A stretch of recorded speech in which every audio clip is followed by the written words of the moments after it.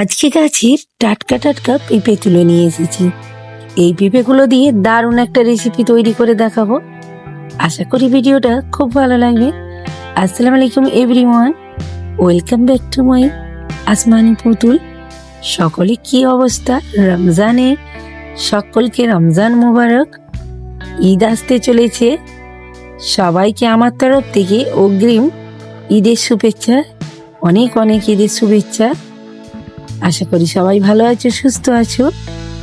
আমি আজকে তৈরি করে দেখাবো খুবই স্বাস্থ্যসম্পন্ন একটা খাবার, খুবই দুর্দান্ত টেস্ট হবে, খেতে কিন্তু ভীষণ ভালো লাগবে। আর এই রেসিপিটা খুব সহজেই তৈরি করা যায়, ভীষণ ভালো একটা রেসিপি। পেঁপেগুলো এইভাবে আমি কেটে নেব, এই সাইজের কাটলে খেতে কিন্তু দারুণ লাগবে। আর এদিকে আমি পেঁয়াজ নিয়েছি, প্রায় আমি 100 গ্রাম। পেঁয়াজটা আমি এইভাবে কেটে নিচ্ছি। প্রত্যেকটা পেঁয়াজ পরিষ্কার করে ছাড়িয়ে আমি নাইফের সাহায্যে কুটি করে কেটে নিচ্ছি। ছাড়ানো হয়ে গেলে আমি কেটে নিয়ে পরিষ্কার করে নেব। এদিকে সমস্ত রেসিপিগুলো তৈরি করে দেখাবো আজকে। খেতে কিন্তু দারুণ হয় এই রেসিপিটা, আর খুব ইজি আর খুবই স্বাস্থ্যকর একটা রেসিপি, তাই ভাবলাম তোমাদের সাথে শেয়ার করি আজকে। পেঁয়াজগুলো আমি টুকরো করে কেটে নেব।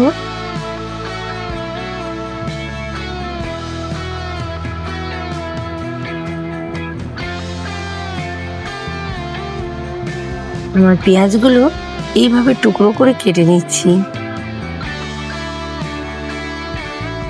কাটা হয়ে গেলে খুব ভালো করে আমি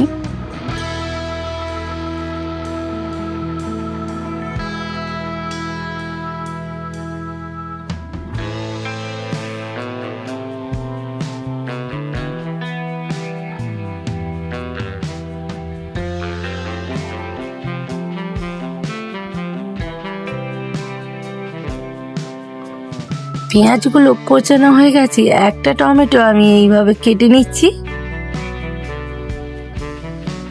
একটা টমেটো দিলেই যথেষ্ট। আর এদিকে আমি বিফ মাংস নিয়ে নিয়েছি, একটু ফ্রিজে রেখেছিলাম, কারণ সন্ধ্যার সময় রান্না করছি তো, তাই মাংসটা আমি ফ্রেশ করে ধুয়ে নিচ্ছি। প্যানের মধ্যে সরষের তেল ইউজ করব, কারণ সরষের তেল ইউজ করলে খেতে কিন্তু দারুণ হবে। একটা শুকনো মরিচ, এক গোটা জিরা, একটা তেজপাতা, পেঁয়াজ কুচি ঢেলে দিয়ে নেড়ে চেড়ে ভালো করে হালকা ব্রাউন কালার হয়ে এলে এইভাবে আমি পেঁয়াজগুলো ভেজে নিই। জিঞ্জার গার্লিক পেস্ট দিয়ে দিচ্ছি পরিমাণ মতো, হলুদের গুঁড়ি দিয়ে দেবো, লবণের গুঁড়ি দিয়ে দেবো, আর মরিচের গুঁড়ি দিয়ে দেবো। দিয়ে এইভাবে আমি নেড়ে চেড়ে ভালো করে ভেজে নিচ্ছি। মশলাটা কষানো হয়ে গেলে ধুয়ে রাখা মাংসটা দিয়ে দিচ্ছি আমি।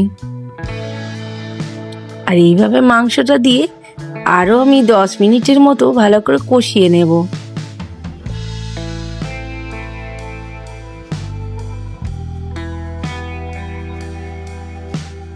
মাংসটা কিন্তু যত কষাবে ততটাই কিন্তু এর টেস্টটা বেশি হবে আর খেতে ভালো লাগবে। অনেক রকম মাংস খেয়েছেন, এইভাবে একটা বাড়িতে যদি একবার তৈরি করে কারিকে খাইয়ে দাও, সে খুবই পছন্দ করবে। আর স্বাস্থ্যসম্পন্ন একটা খাবার, ভীষণ ভালো লাগবে খেতে। ছোট থেকে বড় সকলের এই রেসিপিটা খেলে কোনো ক্ষতি নাই, খুবই মশলা কম। আর এই পেঁপে যে দেওয়া হয়েছে, পেঁপেটা ভীষণ উপকার। পেঁপে আমরা ডালের সাথেও করেছি, অনেক কিছু করেছি। একবার যদি এইভাবে মাংসের সাথে করে খেয়ে দেখো, ভীষণ ভালো লাগবে। মাংস থেকে তেল ছেড়ে আসছে, আমি মাঝে মাঝে ঢাকনা দিয়ে ঢেকে দেখে আবারও কষাচ্ছি, কারণ যত এইটা কষানো হবে এর টেস্টটা কিন্তু দ্বিগুণ বেড়ে যাবে, খুব ভালো লাগবে টেস্টটা। আমি কেটে রাখা টমেটো আর পেঁপে ঢেলে দিচ্ছি, দিয়ে আবারও ভালো করে 10 মিনিট কষিয়ে নেব। খুব ভালো করে কষাতে হবে, কিন্তু এই রেসিপিটা যতটা কষানো হবে ততটাই কিন্তু খেতে স্বাদ হবে। খেতে দুর্দান্ত স্বাদ লাগবে। তাই আমি মাঝে মাঝে ঢাকনা দিয়ে দিয়ে ঢেকে ঢেকে ভালো করে কষিয়ে নিচ্ছি।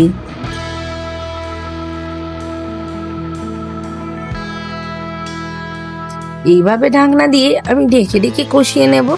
কত জল ছেড়ে এসেছে দেখো, আর পেঁপেগুলো খুব নরমও হয়ে গেছে। একটু আমি পুদিনা পাতা দিয়ে দিচ্ছি, ফ্লেভারটাও দারুণ আসবে, খেতে কিন্তু ভালো লাগবে। তাই হালকা পুদিনা পাতা ইউজ করলাম।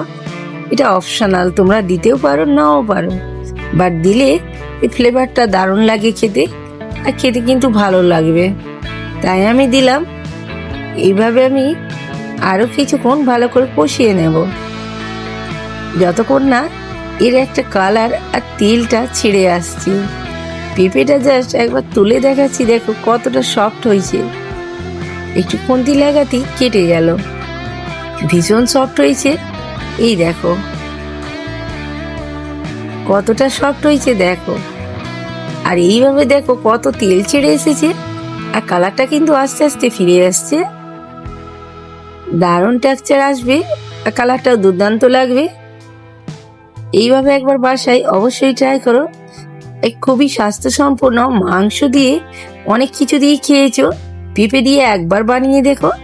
গরম ভাত আর এই ধরনের মাংস রেসিপি, পেঁপে মাংস রেসিপি অসাধারণ তরকারি। আশা করি আজকের ভিডিও খুবই ভালো লাগবে। রেসিপিটা কিন্তু দুর্দান্ত, এর সাথে পরোটা, রুটি, যে কোনো খাবার খুবই জমে যাবে। তো ফ্রেন্ডস, আজকে ছিল এই রেসিপি। ভালো লাগলে লাইক দিয়ে কমেন্টে জানিও। আল্লাহ হাফিজ, টাটা।